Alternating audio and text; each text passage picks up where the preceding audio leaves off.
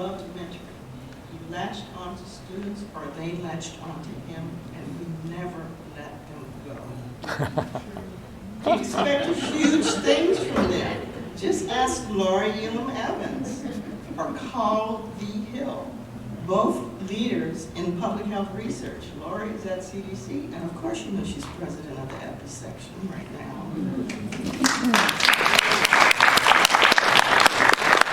And Carl is at the National Institute on Aging at NIH.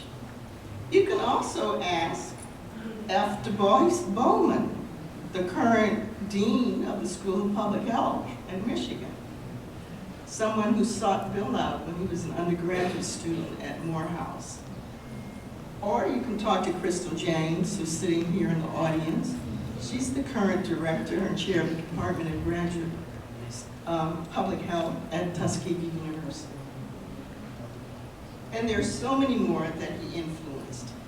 Once again, his eyes would twinkle when he walked around APHA greeting all these people. And if we were going to the same session at APHA, we'd have to leave at least 20 minutes ahead of time. Trying to get down the hallway was just a pain. Because, you know, every minute somebody had to stop and say hello to Bill. And most of the time we were still late. But he considered the development of the workforce to be social justice work. And he talked about it in that same keynote address that I referenced to a few minutes ago. This next slide is reproduced from the talk that he gave, in which he talked about the things that make real differences in public health, and about how the programs that he worked on focused on mentoring more than demonstrating role models, that the emphasis was on experience rather than exposure, and that it focused on long-term goals of really redefining public health and the workforce that serves it, and things that he thought would make a difference. Now, I know I'm already over my time, and I'm not going to have a chance to tell you anything about his work with AIDS, HIV, but he was one of the first people to realize when he was a statistician in the Division of STDs at CDC that there's a disproportionate impact of AIDS, HIV epidemic in the Black community, and his projections about the epidemic were first published in the first version of Health Issues in the Black Community. He was behind the scenes of the first 1986 AIDS Minority Health Conference held in Washington, D.C. Although he didn't have a formal role in the committee, he really redirected a lot of the thinking about how to conduct the conference. And as a result of that, he became the first manager for the National Minority Organization's HIV prevention program. It was really the first time that CDC acquiesced that they had to provide direct funding to community organizations. Up until then, all the money for AIDS, HIV went to state health departments and was supposed to trickle down for health education in communities. I found this in an envelope on his desk, and it was probably a poster that he found on one of his site visits at one of the community organizations.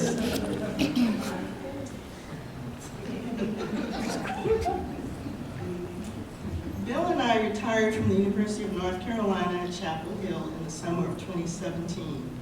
He was adjunct professor of history and co-taught a class with Vic, his partner in crime over the years and best friend and colleague. And the course was entitled with Social Justice and Epidemiology. And Equality. Social Justice and Equality, yeah. Now, I was the paid professor at UNC Chapel Hill, but Bill worked diligently with students from the Minority Health Caucus, and he was the one that they loved because of his charisma, and he was the one who got the gift when we left. Not that I'm I'm glad they loved him so much. We did some serious traveling after we retired. We went to Ghana as part of a Black Quaker organization and worshiped with our counterparts in Ghana. We went to the Dominican Republic. He was kicking and screaming because all we did was sit out on the beach. And we took a luxury train ride across Canada. We were settling into St. Helena Island, one of those sea islands off of the coast of South Carolina that still was steeped in Gullah Geechee history and tradition at the time of his death. But he was in love with the fact that he could return to what looked like his fishing village in the 1950s. I want to give a big thanks to Dick Schoenbach for all the work that he's done to preserve Bill's legacy and for the work that they did together in places like the American Project of Epidemiology and other places to promote minority health. If you want to know anything about Bill, that's his website. Thank you.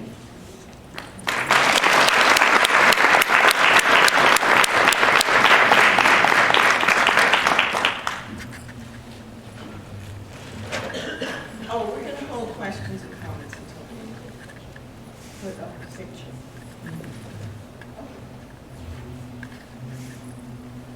I'll use the picture.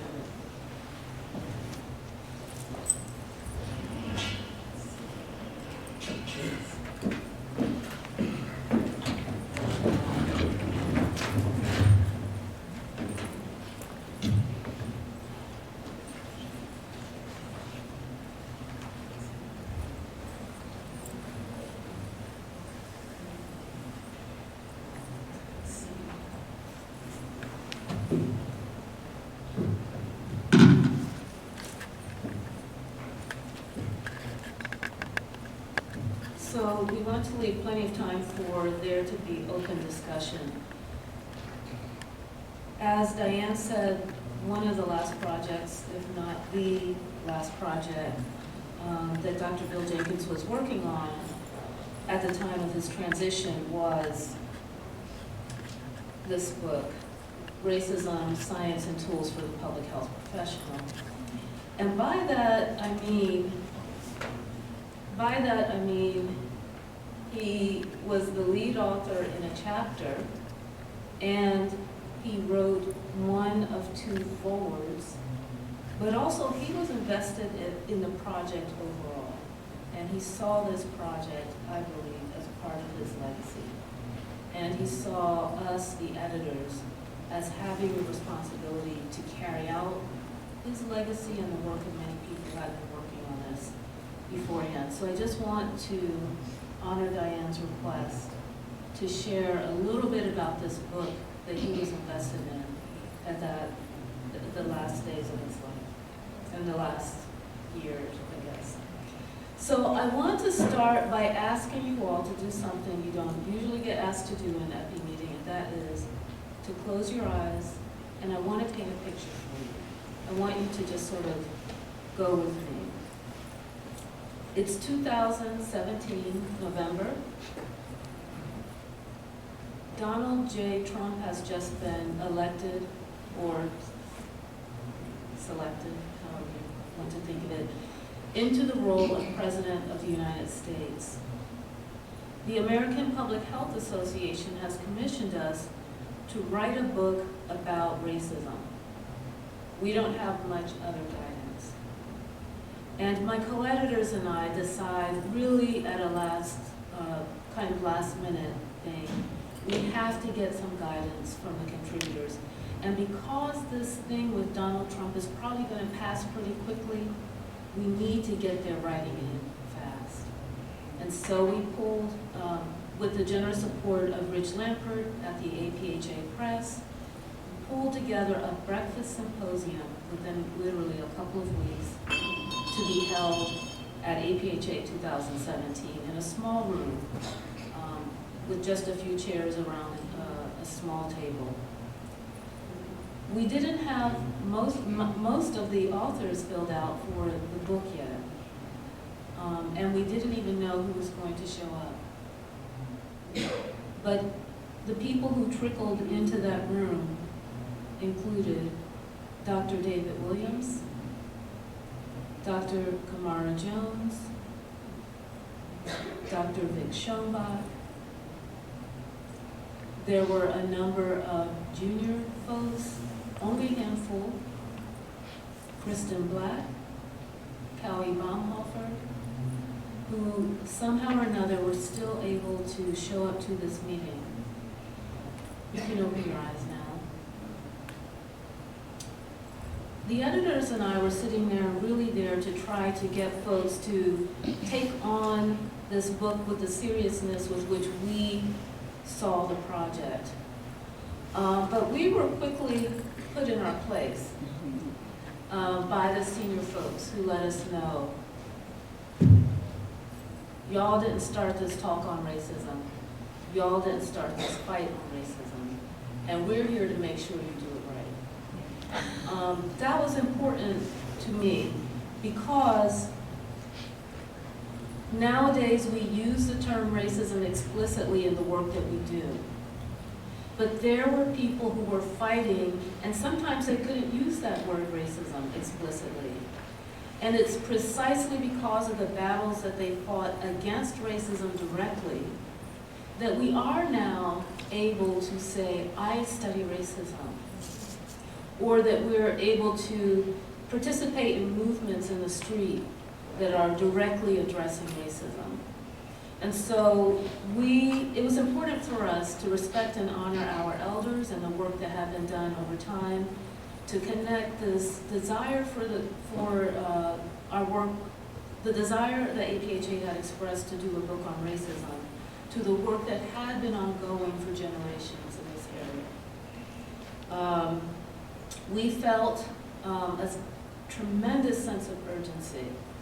It's hard to picture this now, perhaps, but at that moment, my co-editors and I felt like, you know what, if we want people to read this stuff on racism, we're going to have to get it out like ASAP because this moment's going to pass real fast. We had no idea that 2 years later that this book would be more relevant today than it was in 2017. I want to share just a little bit about my relationship with Dr. Jenkins during the course of working on this project, and then just outline some general contents from the book. So it was always my vision from the very beginning that there be this core chapter that has this history of anti-racism struggle within the field of public health. And ironically enough, I had to fight pretty much the whole way to convince actually both Dr. Jenkins and Vic Schoenbach, Dr. Schoenbach, that this was in fact a relevant and important chapter and that it had a place in a book that was about the science and tools of racism. So much of the content throughout the course of writing the book, Bill Jenkins just had so much content, so much material that just on a practical matter, how we put this into a chapter was just almost, hard to even imagine. So we started having regular phone calls. The problem with that was during the phone calls, we could mention one random word or one random meeting, and he'd go off, oh yeah, that was back in such and such and such and such a year, and so was at the meeting, and da-da-da, and we'd be like, wait a minute, we gotta get that down. So he was a living library in many respects, and he was able to retrieve those details and share them with us as if they were happening right now in the moment. And capturing, I would say capturing, that's not really the word I mean, but including that sort of energy in the book was really important to me.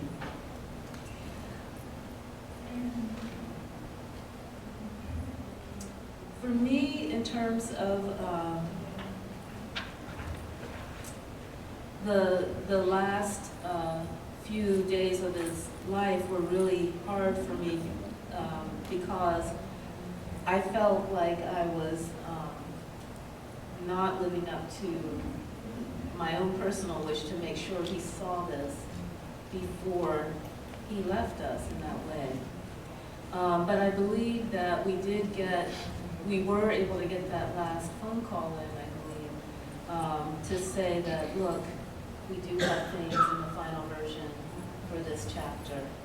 And I do want to say that as much as he had a lot of content for the chapters, he always apologized and was very generous and kind in the process of doing the work. And everyone who's worked with teams knows that that is not always the case. So I appreciated that. So what kind of content do we have?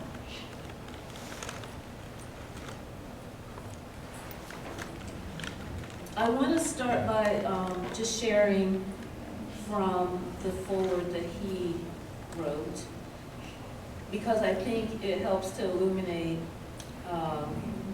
it illuminates kind of the nature of our relationship in terms of the book. There are two forewords.